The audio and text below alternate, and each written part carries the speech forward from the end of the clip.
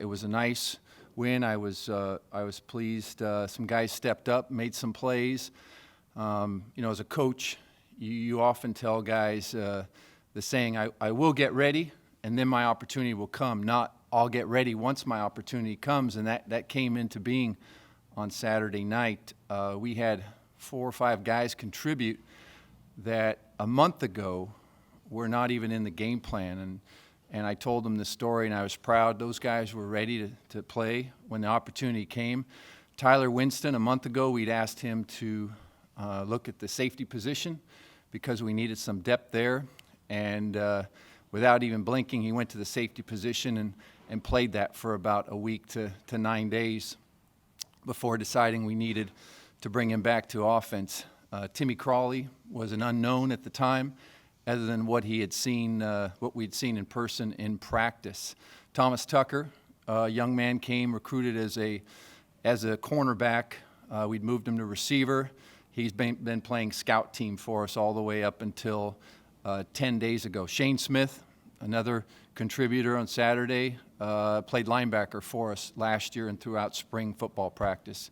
Billy Freeman was an unknown, hadn't taken a snap for us. The theme of these guys is they came in, they worked hard, and opportunity came up for them this week, and they seized it, and they took advantage of it and made the most of it.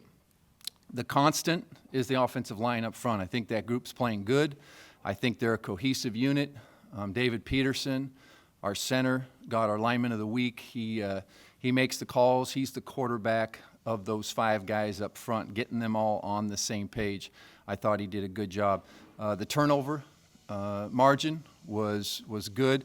We coughed the ball up a few times, but we created some great turnovers at opportune times. I thought at the end of the first half, Christian Tago had a nice interception when they maybe could have put some points on the board with under a minute left. I thought some guys made some plays. Deshaun Frierson stepped up and made some good plays as well. Fumble recovery and another interception in there. So I was pleased in that sense, but we are a work in progress. There's work to do. Roll up our sleeves. Win, lose, or draw on Saturday night. We're approaching this week. Roll up our sleeves, hard work, take responsibility for who we are, for our actions, and get down to business. And the team, we went out on the field and did a walkthrough today, and I thought the guys were focused and they're ready. It's all about one step at a time. There were some good things. It's nice to know you can learn some valuable lessons without it coming from a painful loss. And I was encouraged in some ways, and I also know we got some work to do. Excited this week, another Mountain West game. Go back on the road, go back to Fort Collins, Colorado, and playing a good Colorado State team, I think, that's finding their rhythm. They've been running the ball well. They've got some talented players. They're returning quarterback. They've got some running backs who can make some plays. Their front 4 on defense are all seniors. They're very solid up front. Number 56, Shaquille Barrett, puts some good pressure. He is the one who has created havoc for opposing offenses in the backfield. But we have to get ready. It's another week. It's another challenge, and our guys are excited and looking forward to it. Yeah. Down 14-3 early. Who knows the way the season goes? That could end up being a defining moment if you guys, it hadn't been able to recover from that. Was there any panic?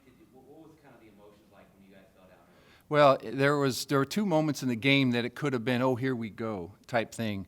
Down 14-3 right after they scored that touchdown. And then in the third quarter, I thought they made a surge when they made a long touchdown that got them within striking distance. And I'll tell you, the composure, the guys just rallied together. I think we answered the call. I think the next series that David hit Chandler for a nice pass and a big touchdown play and got it at 14-10. And I think from that moment on, we had some good momentum. So it was nice to see, answer the call and not, oh, here we go type thing, but let's rally back and let's fight back. And that's a big thing. I want to go to battle 11 guys that are fighters, that will compete. never quit, never give up, and I like the battle. I like the fight that our team had on Saturday night. Right, Yes. so what challenges did you go for? What challenges did Hawaii pose for you guys going into? Well, I'll tell you, the 3 different types of quarterbacks is challenging to prepare for: a pocket passer, an athlete, and then another one who's a variety, multiple style type quarterback. So that's a challenge. The running backs were very physical. We had to prepare for that.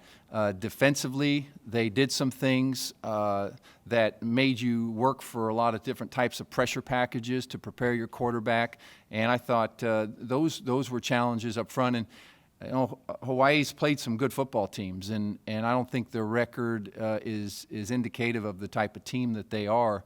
And our team prepared. We had a good week of practice, and it carried over on Saturday night. And I thought the other challenge, being in there, it was a warm Saturday night, a tropical climate, 3-hour time zone, and our guys didn't blink. And we don't ever want to focus on those things. It's not when we play. It's not where we play, but rather how we play, and the guys did a pretty nice job. Yes? You talked a little bit about a lot of the younger guys stepping up. Talk a little bit about what it kind of means to you guys, not only just game by game, but also for the future, having some young players step up like that. Yeah, I'll tell you, it's great having guys that just are sponges for learning and just want to grow and just want to, that are fun to coach. And first-year guys in the program, they're hungry, they want to get on the field, and these guys responded to the call. I mean, 10 days ago, Thomas Tucker was running scout team tailback, and word came back, hey, he's running hard, he's giving us a great look. And so, that didn't necessitate a move then, but after last week's game, getting a couple guys injured. And this is a great learning lesson for the future. The tailbacks who contributed on Saturday night at the beginning of the year on the depth chart were numbers 5, 6, 7, and 8, really. You could even say 6, 7, and 8 on the depth chart with an asterisk of a guy who wasn't even listed on the depth chart. So it's nice to see, whether, I could go back. I could add, 1 month ago, David Peterson was a second-team center. 1 month ago, Christian Tago, who was our defensive player of the week that we picked, wasn't even getting ready to play in the Sacramento State game. So the main guys who we picked as players of the game were guys a month ago weren't even in the game plan. And that just goes to show you got to work, you got to prepare so that you're ready when your time comes. And those guys were ready and did a nice job. Was this a chance to kind of breathe a little bit of a sigh of relief that, you shake off that losing streak and just kind of feel like things are back to where they should be? Not really. You never take a sigh of, relaxation in this game. It's a battle. Every week is a battle. And it's funny, I was talking to Dick Tomey, a friend and former coach here, and they're never easy. They're never easy. It's always a battle. And you could even ask the 7 or 10 Division I, FBS programs that lost to FCS schools this year. It's never easy. It's always a battle. You got to go in. You got to compete from start to finish, and you got to play hard. So, it's nice. The desired end result was nice, but our guys know, hey, that's behind us. Move on and refocus. It's a what have you done lately society, and that's just the world we live in. And our guys are ready for the next task at hand. So now you guys are going to Colorado. So what are your biggest challenges going into Colorado? Our biggest challenges going back to Fort Collins. We're playing a school that I think is coming along. Coach Mack is getting his program going there. They went toe-to-toe with Alabama. They were battling. They were holding them to punting early in that football game. And I think he's got some momentum. He's got a good football team. And it's another conference game. Our guys know the importance of it and excited about it. But they've got some guys now that are a little more experienced this year that came back, and they're getting the system. I believe this is the third year under Jim, and he's getting the momentum going there. And so our guys know it's going to, again, another hostile environment on the road, going another time zone in the other direction, and that's great. Our guys are excited about that.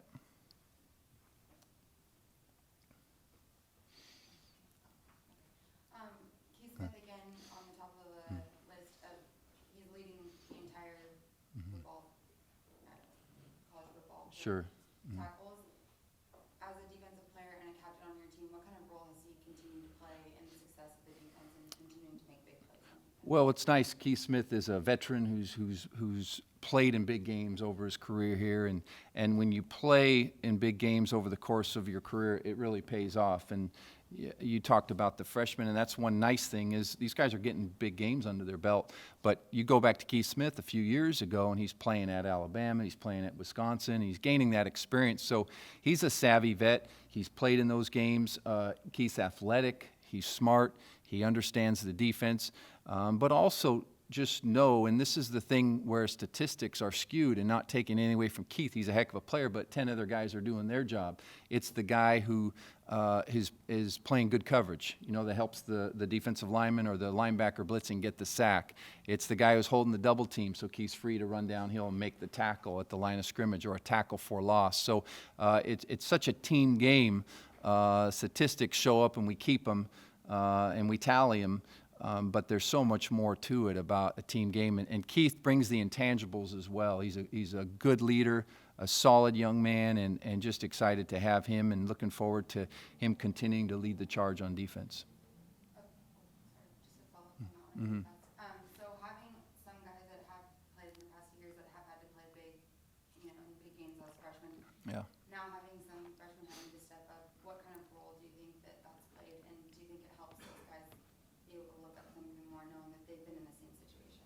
Yeah, definitely. Having been in those games, I think there was a lot of respect that's grown our team for those young guys to step in and what they did on Saturday night. And also, beginning of fall camp or during fall camp, I let our seniors speak to the team because I respect those guys and I want the young players to hear their story. That it hasn't all been a snow cone and downhill. It's been a battle. It's been a challenge. You have to get back up when you get knocked down, and it's not all easy. And I want those young guys to hear it so that when tough times do come and challenges do come, Keith Smith, he's been through those challenges before, and look where he is now. He must have had to stay the course and fight through adversity. And I think it's a valuable lesson for our younger players to hear the older players, to hear the journey they've been on, and to understand it hasn't all been easy, that you have to stay the course and stay committed. Yeah. You feel like some of the guys on defense, maybe Toggle in particular, once they started making some plays, you got a sack, interception. Does that kind of relax them to be able to play a little more loose, a little more reactive, rather than worrying about their overstressing about different stuff? I think things just come together over time, and I think players, when you have different combinations of players coming in and out, you have to get comfortable with the player to your right, the player to your left, what he's going to do. Communication is a big part of that.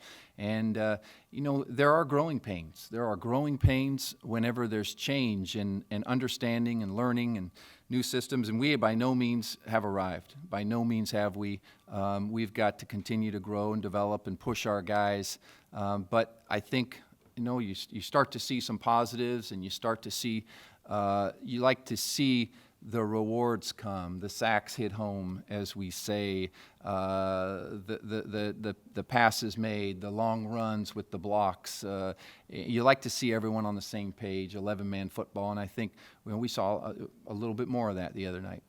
So your rushing yard improved. Do you think that made any difference whatsoever with the game? And if so, what's clicking with the team? Yeah, I think running the football is important. I won't be hard-headed if people line up 10 guys in the line of scrimmage to do it, but I do think it's important because it gives you some balance in your offense, and it keeps the defense where they can't hone in on a specific phase of the offense. For example, if you're throwing the ball 65 times, they just want to rush the passer and rush the pocket.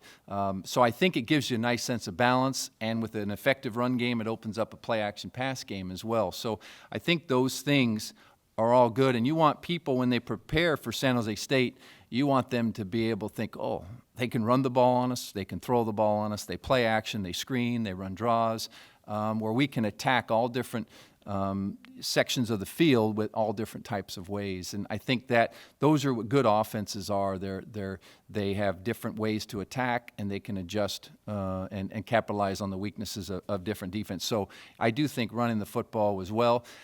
I've always been a believer in offensive line. It's nice for those guys to be able to come off the ball in a physical manner and create movement as opposed to kick sliding and retreating all the time that passing teams do.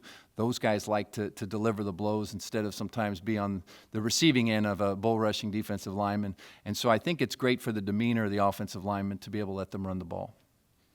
Yeah. Jason Simpson was out there on the punt plays. Was he available to run the ball, or was that he was only healthy enough?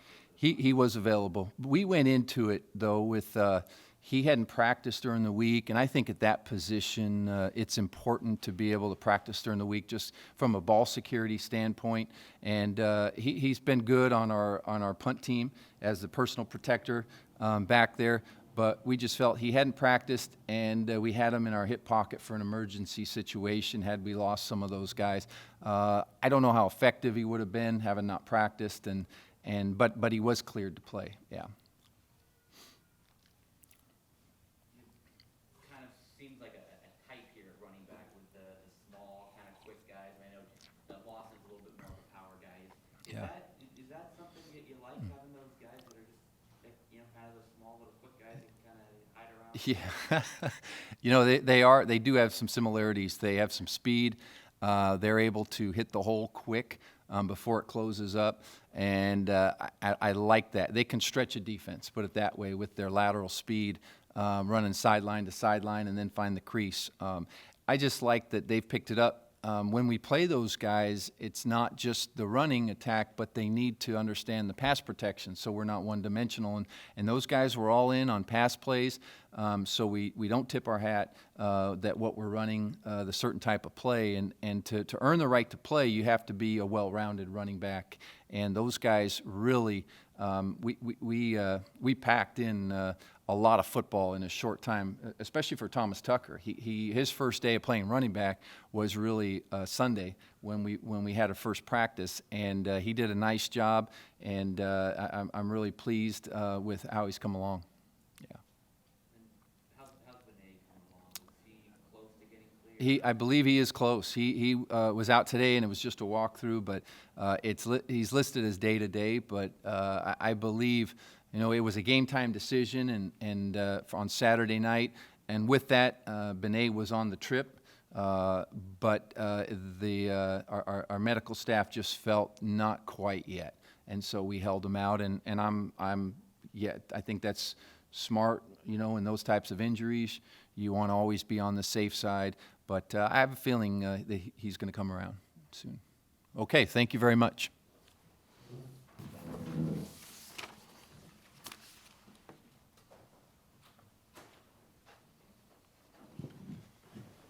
All right, once again, San Jose State will play Colorado State this Saturday, and that will be a 12:30 kickoff Pacific time, 1:30 Mountain Time. You can hear it on KLIV 1590 starting at noon Pacific. You can also watch it on the CBS family of networks. Thanks for watching this week.